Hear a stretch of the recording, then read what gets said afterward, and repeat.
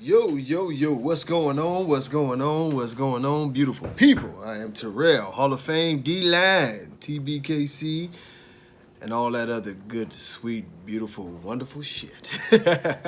Hopefully all of y'all are doing good in these crazy times of being quarantined and more importantly, hopefully y'all playing it safe and doing exactly what it is that we're being asked to do, regardless of your opinions and your theories, and I believe me, I've heard a million of them. One thing I think that we should all agree on is that health in general is the first thing. So y'all make sure y'all doing the right thing. Now, with that being said, these times also bring about different circumstances for dog owners. Here in the area I'm in currently, one of the situations that's going on is that a lot of the veterinarians are closing, and that causes problems for all of us.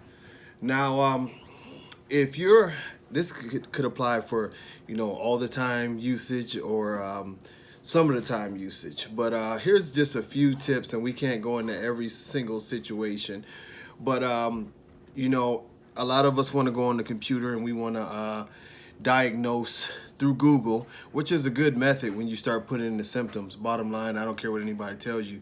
You start putting in the symptoms that your dogs are running, and you have a very good chance of pinpointing what it is exactly that's going on with your dog if you're responsible and doing all the things to check the dog. There's a lot of actually there's some veterinarians that are online and giving different tips and different things, but for things like, say, for instance, you're having a skin issue, and those are things that you can treat at home. Even mange you can treat at home. First and foremost, we'll go through the parasite thing. And for myself and many others who don't too much use the vet for parasite control, what I generally use is ivermectin. Ivermectin is a thing that's in my arsenal all the time. I use zero point 0.1, not 1, but zero point 0.1 cc's, per every 10 pounds. But generally, I'm going to be honest with you, I typically always give my dog 1 cc. It's I've always done it. I learned that way first before I learned the recommendation, and I've never had a problem. But the recommendation is zero point 0.1 ml or cc, and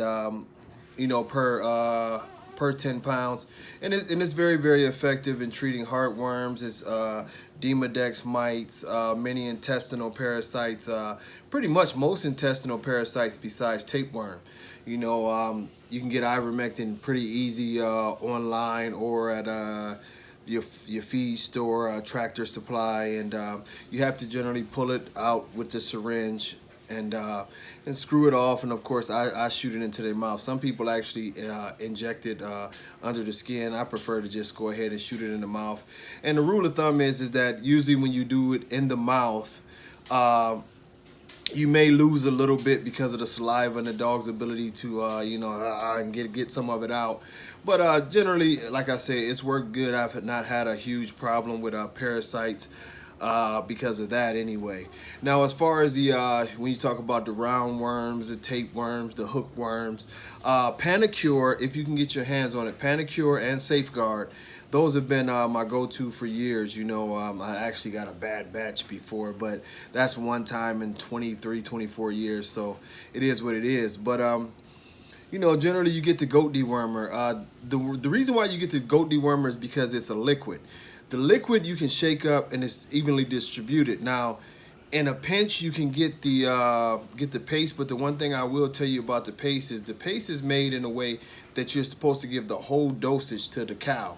So sometimes the medicine isn't evenly mixed throughout the whole entire paste, and people continue to have problems. But I've seen people who, in a pinch, what they'll do is they'll empty out the tube, and they'll empty the tube, and they'll remix it. They'll remix it and put it in a different container and give it to their dogs that way.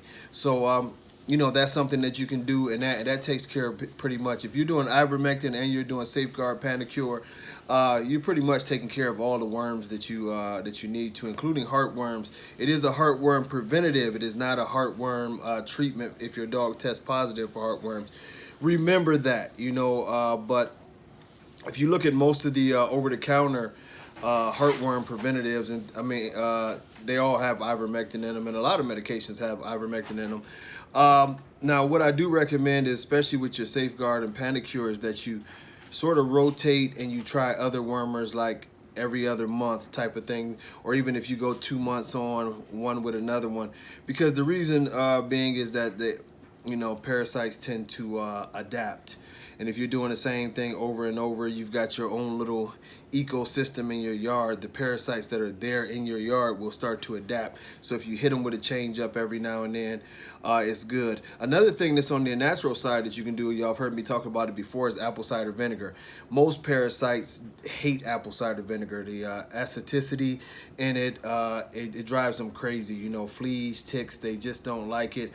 Some people, which I'm not one of those people, I still, use other things. But some people like rely on it to the point where they don't use much of anything else besides those type of things. Apple cider vinegar. I know a lot of people plant lavender, and they plant peppermint around the yards and that is very effective. You plant that around your yard and stuff. The outside parasites really get away with it. Get away from it. And like I say, the apple cider vinegar has been very good on intestinal parasites.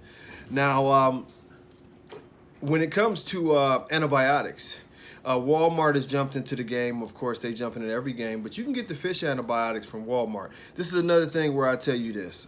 And keep in mind, I'm telling y'all this because if you're stuck at home, you may need to do a little self-diagnosing. You may need to try to get your animal safe at home. And, to hell with anybody who wants to criticize you for trying to take care of your animal the best way you can, even if your funds are low.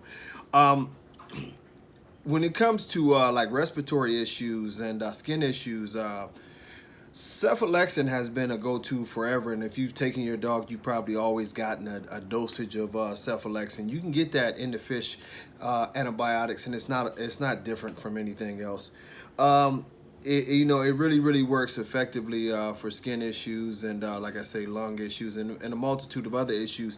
And the best thing to do is Google, what these things cover. Now, if you go to the feed store and you get a shot of amoxicillin, what you'll find out with the shots of amoxicillin from the penicillin from the stores, the penicillin and amoxicillin, they run pretty much the same.